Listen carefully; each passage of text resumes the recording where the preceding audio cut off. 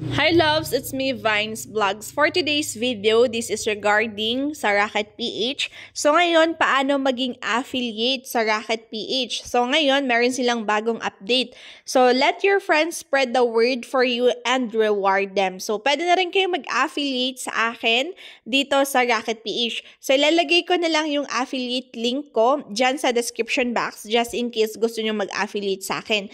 So click natin paano mag-work din ang affiliate sa Rocket PH. Okay, so ito yung aking Rocket PH link nasa description box and ito naman yung mga products, no? Kailangan nating i-enable yung products na gusto nating i-affiliate sa ating mga people na gusto mag-affiliate sa atin. I-enable nyo siya. So for example, i-click lang natin tong may, ito guys. Click nyo lang yan para mag-successful. Ayan, update successful.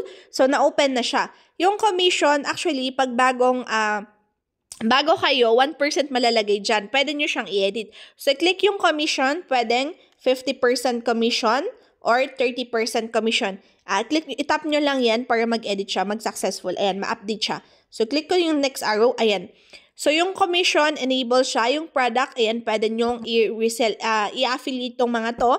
I-promote nyo itong mga affiliate na itong mga products ko na digital products, pag merong na nakabenta kayo 100 pesos, may bumili, meron kayong 30% commission. So, ang 30% guys na commission ng 100 pesos times 30% commission is 30 pesos. Meron kayong 30 pesos sa isang sell nyo dito. Okay? So, ayan. Kahit hindi na din kayo gumawa ng digital products, pwede kayong mag-affiliate para meron pa rin kayong kitain dito sa pagiging affiliate, okay? So, isa sa mga pwede nyong gawin para mag-earn kayo ng extra income dito sa Rocket PH, which is through affiliates, okay? So, lalagay ko yung link ng affiliate link ko dyan sa description box. Pwede nyong i-click, mag-request kayo, and then i-approve ko. Kasi pwede akong mag-add ng affiliate or pwede kayo mag-request at i-approve ko siya. No pending request pa naman. So, pwede kayo mag-request and then, ayan,